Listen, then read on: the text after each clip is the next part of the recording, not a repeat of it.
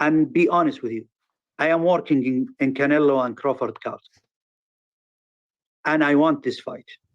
And we are thinking to do it in America because we want it huge and big stadium and big pay-per-view. We want to do it at the end of the year or the beginning of the second year. Uh, I hope,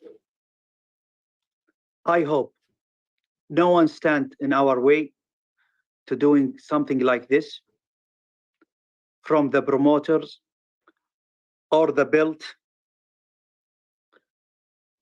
because in the end, if we want it, we will do it.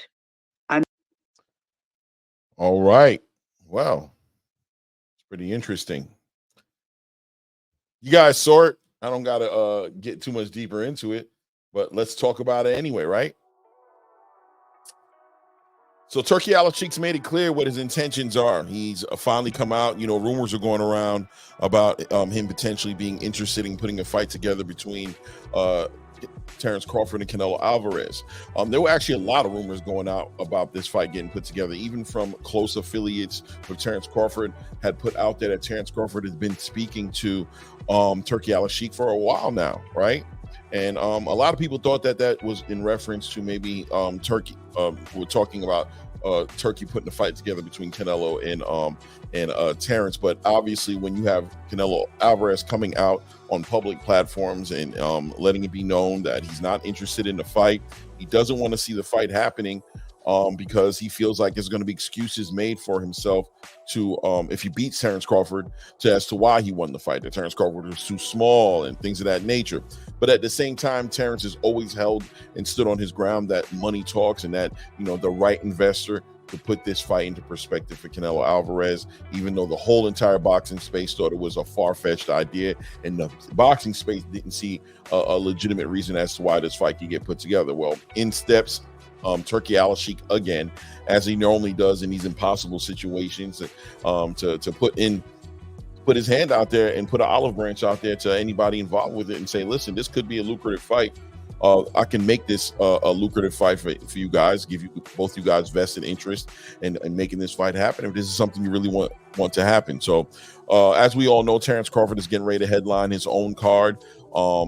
And this is going to be in Los Angeles. It's going to be Turki Alashikh behind it, giving Terrence Crawford an opportunity at getting a WBA title at the 154 pound weight class division, and also an interim WBO title that's going to be putting him in position, obviously, to either fight Sebastian Fundora at 154 to challenge him for that WBO title, as well as Sebastian Fundora's WBC title, or at a minimum, if Sebastian Fundora doesn't jump on the opportunity to fight Terrence Crawford, put him in position to become a unified champion, as that WBO title would be stripped from Sebastian Fundora, given over to elevate Terrence Crawford's interim title if he's able to get through Ismail Majumov, to elevate that interim WBO title into an official WBO title and make him a unified champion, right? So either way, Terrence Crawford's in a real great position.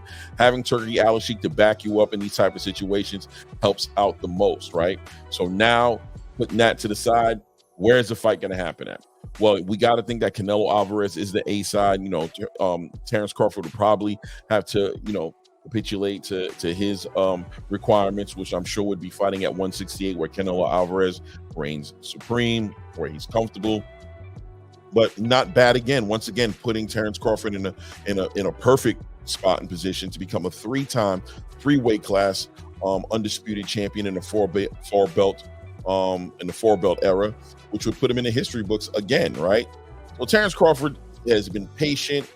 He's worked his tail off to get to this point, and you gotta give him a round of applause, because he's earned his position and he's earned everything he's gotten in spite of a lot of adversity in the boxing space, with people saying that he's on the wrong side of the street, or being frozen out by rival promotional companies and things of that nature. For him to still stand tall at the end of it, when all the smoke is cleared, Terrence Crawford still stands strong and seems to always find him, as of lately at least, always find himself a way to get to where he wants to get to. So congratulations to Terrence Crawford. I'm looking forward to see that fight. How do I see that fight going? Well, look, I think Terrence Crawford is an excellent boxer. I think he's a special boxer. I think it's the most important thing to say, that Terrence Crawford is a special boxer. Now, I'd say more than 70% of the boxing space can't fathom Terrence Crawford being Canelo Alvarez. You know, Canelo Alvarez, rightfully so, is a big fighter. On paper, you would think he should win this fight. But Terrence Crawford is special. And special fighters do special things. They win special prizes. And if anybody can do it, Terrence Crawford can do it. Now, I'll tell you one thing that we can be sure that we won't see is what we saw between Jermell Charlo versus Canelo Alvarez, right? Terrence is going to stay there and fight. He's going to try to figure a way to win. I think he could definitely outbox Canelo Alvarez. I think he's a better boxer than Canelo Alvarez. Smart, too smart to fall to Canelo Alvarez like a Jaime Munguia did, or a John Ryder did, or obviously I just mentioned Jermell Charlo did. He is intelligent. The question is, does Terrence Crawford have the power that can translate into that 168 pound super middleweight division that could dissuade, hurt, throw off the timing of a Canelo Alvarez? Can he? Who knows? They didn't think he'd be strong enough against Errol Spence, and look at how that fight went, right? He was stronger than Errol Spence in that fight, for all argument's sake, right? Errol Spence now getting ready to fight at 154. People say he can go up to as far as 160, and there were rumors out there, once again, rumors out there saying that Errol Spence and Canelo Alvarez were lined up to fight pending him beating Terrence Crawford, which he didn't. So there's a lot of moving parts to this whole entire situation before you can make up your mind who's going to win, who's not going to win. I'll tell you this, though.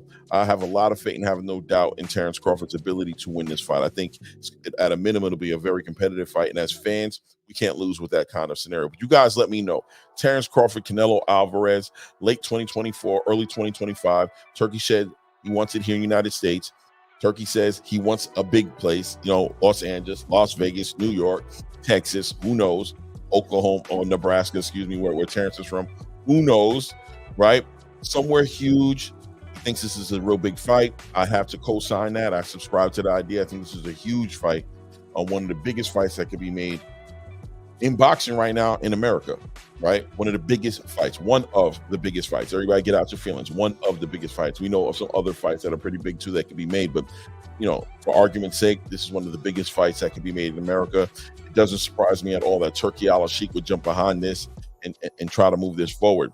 Now, one thing that Turki Alashikh also mentioned in that video, if you guys recall seeing that little snippet, that he was concerned with the IBF's position in this, because he seems to believe that the IBF has purposely, or possibly has purposely, gotten in the way of him making some great fights. He brought up fights that he tried to put together with Jai Opetaia, and how the IBF forced Jai Opetaia to vacate that IBF belt that he earned at cruiserweight. Now, Jai Opetaia is getting ready to compete soon for that title again. He should have it back, but once again, Turki doesn't seem very pleased. I mean, quite frankly, said that he was angry with the IBF.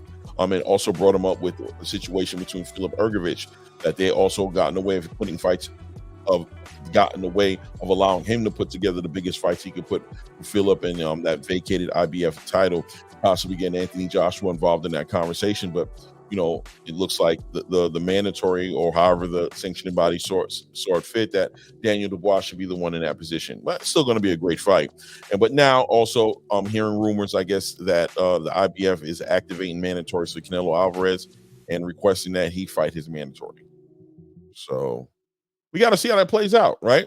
But you guys let me know in the comments. Terrence Crawford, Canelo Alvarez, late 24, early 25. I think it's a great fight. What say you, ATP Combat Media? It's your boy Rain. This is the ATP Combat Media Show. And at this point, we out.